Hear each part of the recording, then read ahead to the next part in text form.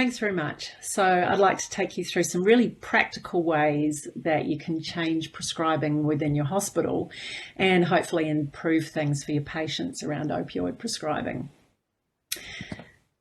So how did I end up here? I'm not somebody who really enjoys public speaking, but I feel like I've now got a story to tell, and part of that story is how poorly I think we were performing with opioids within our service to start with, and how we've changed things around, and how now I think that we've got some data to show that we're doing better for our patients.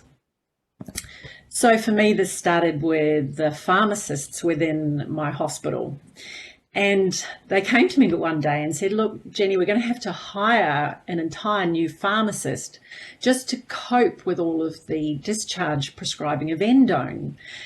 And that shocked me enormously. So we were very lucky at St Vincent's to be one of the very first hospitals in New South Wales to get electronic medication records. And so we were able to go back and look at the data from 2005 through to 2014. And we realised that prescribing of endone tablets for discharge had gone from less than 1,000 tablets a month right up to almost 3,000 tablets a month in this period of time. And that was with no change in the amount of other prescription opioids. So nothing else was going down to compensate. So this represented just a large increase in the amount of opioid that we were sending out into our local community. And that scared me because of the data that I'd seen coming out of the States of the link between the increase in prescribing and the increases in morbidity and mortality that they were seeing. So I wanted to put this into context, and this is where the Atlas of Healthcare Variation was really crucial for me. So if this was what was happening in my little area, were we the only ones? Was there anything else going on around us? And so I looked at the data for New South Wales, and in fact, as you can see, the lightest areas represent those where there's lower rates of community opioid prescribing. The darker areas represent higher rates of community opioid prescribing. So in fact, in our little metropolitan area, we had at the lower end of the rates. And this played out throughout Australia. So you can see the really pale areas, they're remote parts of Australia where actually there's not very good access to medical services, and so there's very low rates. Little metropolitan areas where there's slightly higher rates, and then there's these regional hubs, and particularly the coastal hubs where there's really quite high comparative rates of community opioid prescribing. So this is just one of the examples of a type of data that's available to us when we're looking at what we need to concentrate on in our local hospital.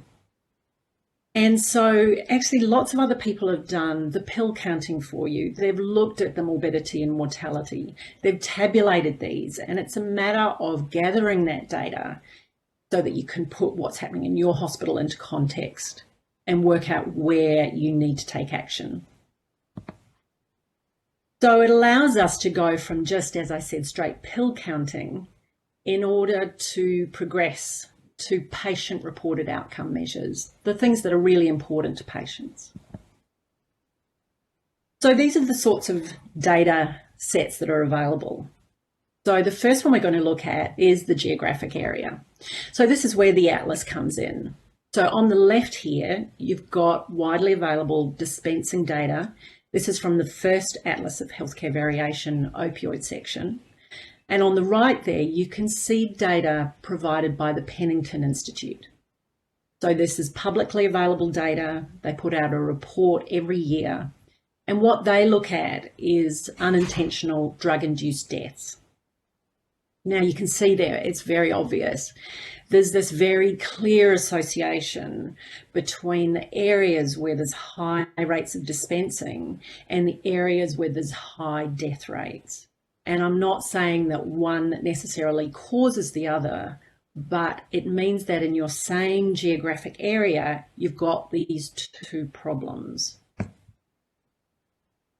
And you can really drill down in your local area. So for example, I've just pulled out randomly for Brisbane North. So this compares a metropolitan area, whereas you can see you've had these gradual increases in drug-induced deaths over time. And then compare it to a, fairly close but regional area in the Gold Coast. And you can see that these regional hubs, particularly the coastal ones, have seen really big increases in drug-induced deaths. And compare that to a place like where I work, right in central Sydney, we're right next door to King's Cross, where there's traditionally been a lot of drug-induced deaths, and how we've seen less of an increase in these sorts of areas. So it allows you to put your hospital into a geographic context without collecting any more data yourself. Then you can access this data to work out what are the drugs that are causing mortality in your particular area, and you'd be surprised how different it is from one area to the next. And again, I've just pulled this out of the Pennington Institute report at random. So this is comparing drug-induced deaths from 2014 to 2018 with a decade previously. And let's just pick out, say, the stimulants, and you can see that Queensland has got an increasing problem with deaths from stimulants, and also a large increase in deaths from pharmaceutical opioids over that period of time. So it goes through all sorts of different drugs and allows you to sort of drill down into what are the ones that are causing harm within your community at the moment. And it can be particularly interesting if it's something like pharmaceutical opioids or heroin, which sometimes people progress onto, so that you know that you've really got to tackle things within your hospital. So once you've done the context, it's very important, if you're going to make changes and drive change within your organisation, that you can look now at your local hospital and get quite detailed data about what's happening within it. So it's going to vary from state to state, unfortunately, like everything in Australia. And in New South Wales, we're quite lucky in that all of our public hospital pharmacy data is centrally collated, and it's collated within eHealth New South Wales. They create a software program that allows us as clinicians to log in and view data from our own hospital, and quite detailed data that goes down to individual drugs, individual teams within the hospital. And once you start looking at teams, you realise that actually there's only maybe 1 or 2 junior doctors within that team who are doing all of the prescribing. So you're really getting down to quite individual data, but without their names assigned to it. So there's still some privacy. In Victoria, for example, there's no central collation, or much less central collation of this drug data. And so you'd need to approach your local pharmacy, your hospital pharmacy, and work out what software they have available for presenting this data back to you so that you can use it to drive change. So as I said, this is what I have access to in New South Wales, and it's called Pharmalytics. It's set up by eHealth New South Wales, and I just have a login. So I can get this data, any hospital, any computer within the hospital. And it's called Dashboard. And I'm just going to show you some features, the kind of things that you should be asking for if you're going to your pharmacy. So I can look at any drug, and I can look at what's happening with inpatient usage or just on discharge. I can look at a particular product, I can look at a particular strength, or I can then go down into a patient age group. So I can see what's happening in our geriatric population with a particular anti-inflammatory, for example, or with a particular opioid. I can then, as I said, get quite individual with who's doing the prescribing. So either by ward or by team. I can look at it in this beautiful chart, which is quite good for teaching. It's very visual. Or I can get into a table and get individual numbers, download those into a spreadsheet. So very, very useful. And I think it's important that you gather all this data together You understand your context. You then understand what's happening within different units within your own hospital. And that means that as an individual, you can really target your intervention to where it's going to have most effect. And that allows you, as one person even, to have quite a big impact because you've really targeted it based on that data.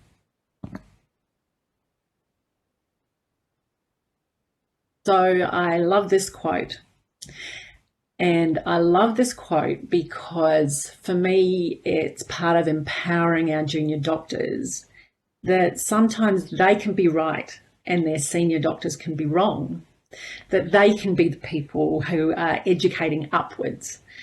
And so I often show this to them, and I think it hits home that for problems like this, where they've had a very different education to their seniors from 10, 20 years ago, that they can actually influence upwards, that they are the important people within the public hospital, that even though they're senior clinicians or registrars might be telling them to prescribe differently, that they can be the one saying, actually, I think this is the right way to do it. And we've seen that play out within our hospital. So 5 years ago, as I said, we were just very worried that we were going to see the same exponential increase in deaths associated with opioids that they'd seen in the States. And so the initial reaction really was just to put the brakes on the kind of prescribing increases that we were having. And so we did that, I think, quite successfully within our hospital by using this technique of taking the data, showing it to the junior doctors, and that changed their behaviour a lot. So it changed prescribing very quickly within the hospital. And that was really the pill counting phase. And I think now that we've put the brakes on things, that I feel like I have more control of prescribing. In fact, we're moving to measure outcomes that matter to patients much more. So from a practical point of view, now you've got your data, you know what's happening within your area and within your hospital. Where do you start? So I only want to mention 3 things. I'm going to race through the first 2 because they're very straightforward, and hopefully that's happening in your hospital already, and I'm going to concentrate on the 3rd.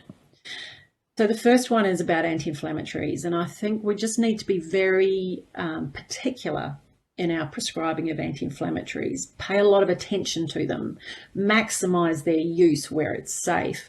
And I'm particularly referring to use in the elderly. We've had long conversations with our geriatricians where we aim to look at which are the healthy elderly that are able to benefit from anti-inflammatories, because they, as we know, they're fantastic for incident type pain, for the type of pain you get after procedures. So we're really trying to maximize the safe use of anti-inflammatory in this group, often using just a single daily dose, time to when they're going to be most active. Really get your local anesthetic techniques bedded down within your hospital. Great policies, great procedures, and just make them ubiquitous and not single shot techniques, where possible catheter techniques. So those are 2 of them. And the 3rd one that I want to spend most time on is slow release opioids for acute pain. And here I'm talking about non-cancer pain, and I'm talking about those patients who are opioid naive. So as you all probably know, the college released a statement in March 2018, and they recommended that people not use slow release opioids for acute pain in the opioid naive. And they did this on the basis that the side effects were higher if you initiated with slow release as well as immediate release. So increased risk of respiratory depression, a much higher rate of overdose, and particularly in that first couple of weeks after you initiate slow release. And also just this idea that once you start slow release, in fact, there's a more active weaning process. And sometimes that just trips into, slides into unintentional longer term use of opioids. But I think it is broader than that. I think that the use of slow release opioids for acute pain has just been an entire blind alley. And it's been a blind alley that made a lot of people a lot of money, but it's been of no benefit to our patients and has caused untold harm. So this is a busy slide. I'm just going to take you through it slowly. So just as a background, we just released this paper, it just got published, and it's about what happened to prescribing of slow release opioids around the time of the statement release.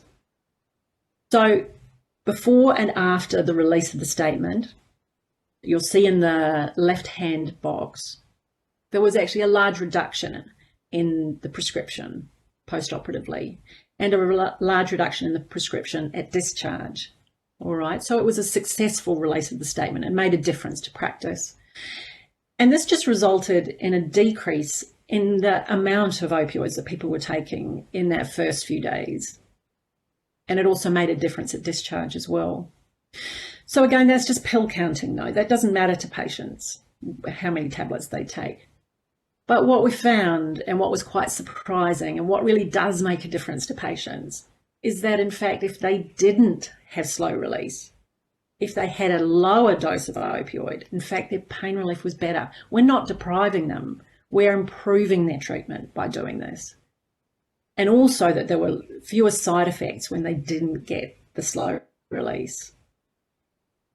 So what we've done is gone from actually this causes problems for patients in terms of side effects, the reason for the statement release, to now saying actually, and it also doesn't make their pain relief any worse. In fact, it may make it better. So how does this trickle through into the private hospital? So this is old data from our private hospital. It's about 5 years old now. And what we found was out of 1,000 patients who present to our local private hospital for surgery, they're opioid naive when they come in. Out of this 1,000 patients, fully 10% of them were still taking opioids at 3 months. And it was specifically patients having spinal surgery. So these are people with terrible back pain but hadn't been on opioids. And 3 months later, almost a third of them are. Joint replacement was about 15%.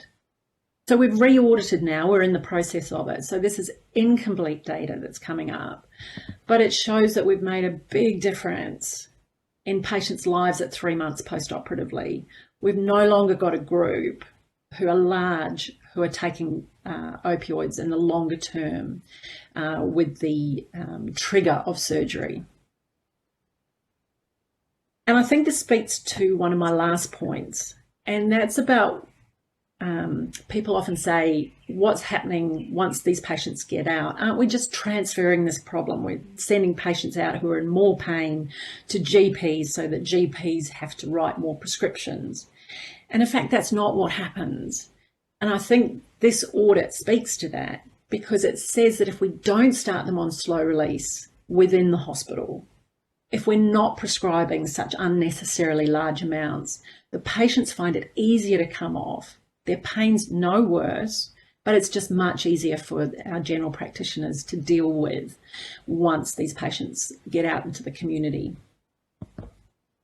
And one of the consistent findings is that there is a much closer relationship between supply and consumption than there is between pain and consumption. And all we've been doing is oversupply, leading to overconsumption.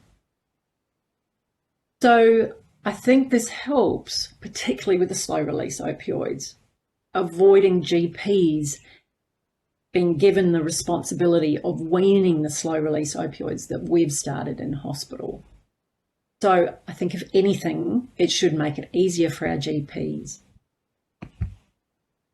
So where have we ended up?